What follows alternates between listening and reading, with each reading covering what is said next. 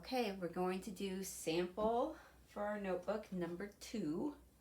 So you have printed off the packet from your module.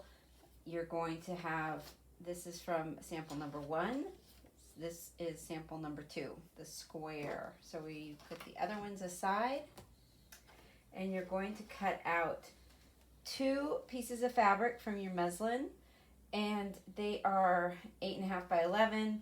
You can just use your piece of fabric, your piece of paper, and use it as a kind of a template to make sure that it's the size 8.5 by 11, which is the size of a piece of paper.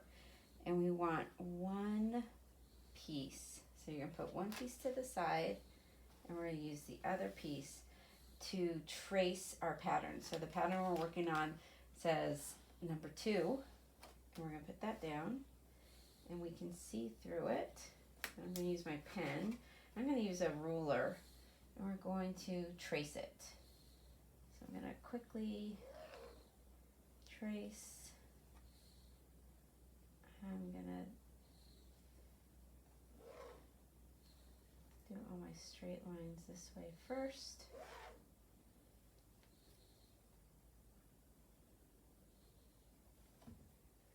It really, oops.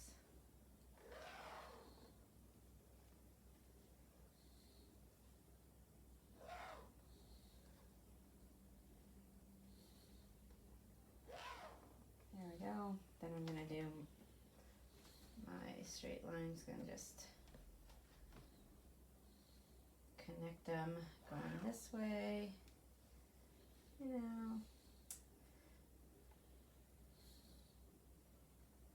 Is it perfect? Totally not, but it's close enough.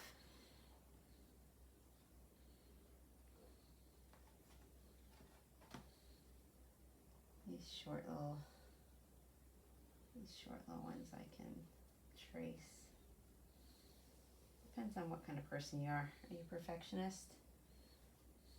Okay, so I think of this one as like a puzzle, because I'm going to start sewing. I'm going to start sewing here, and I'm going to follow the line, and we're going to practice on this one. What we're learning is how to sew a corner.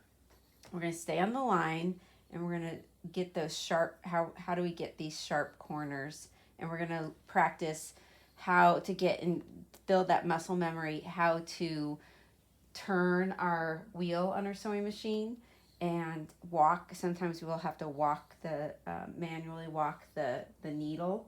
And so we're learning to build that muscle memory, and we're learning how to turn a corner, make a sharp corner, and we're still learning how to stay on the line. So we're going to get that second piece of fabric. I'm going to put the one I just drew on. I'm going to put that one on the top, and then put that to the side, and I'm going to bring my sewing machine closer. Scoot that in here. So we're going to start up here at the top. So I first lower my presser foot, and my hands are there just to guide my fabric. I'm not pushing or pulling my fabric, and I'm going to stay on the line.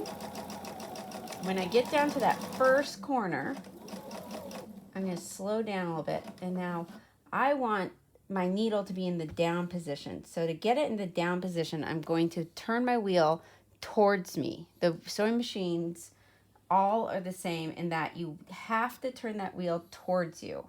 So I put my needle down, I lift my foot, my presser foot, I turn my fabric, lower my presser foot, and I sew to that next corner.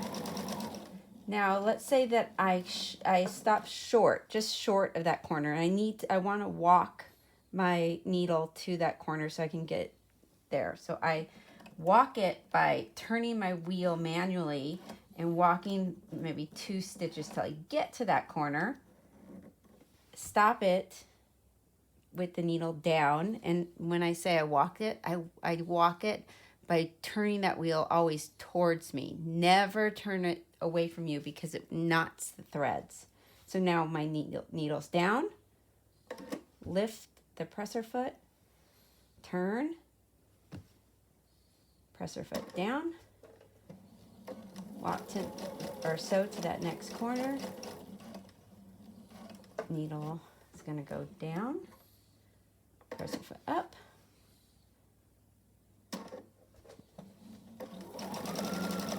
stitch to the next one, turn it towards you, up, down,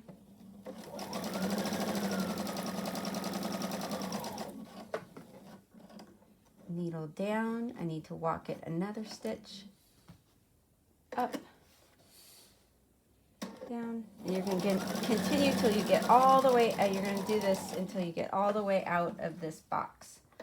Help, I'm in a box, I can't get out. Almost done. Stay on the line. We're practicing staying in the line. We're practicing where all our buttons are. We're practicing learning how to spin the wheel here.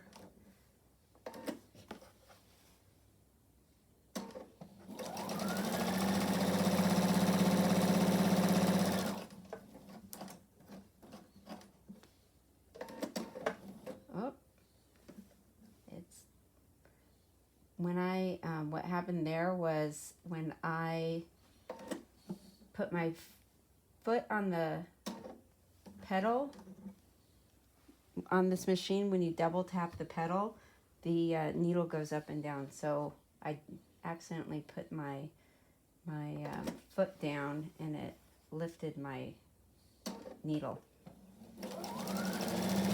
which I didn't want it to do. Okay.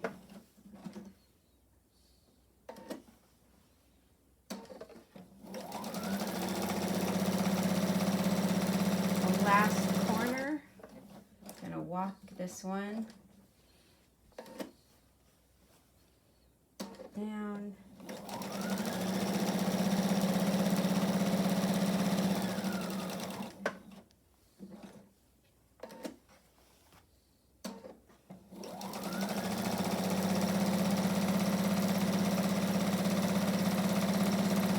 When I get to the end, I'm going to back stitch, lift it up, pull it out, and there is my box.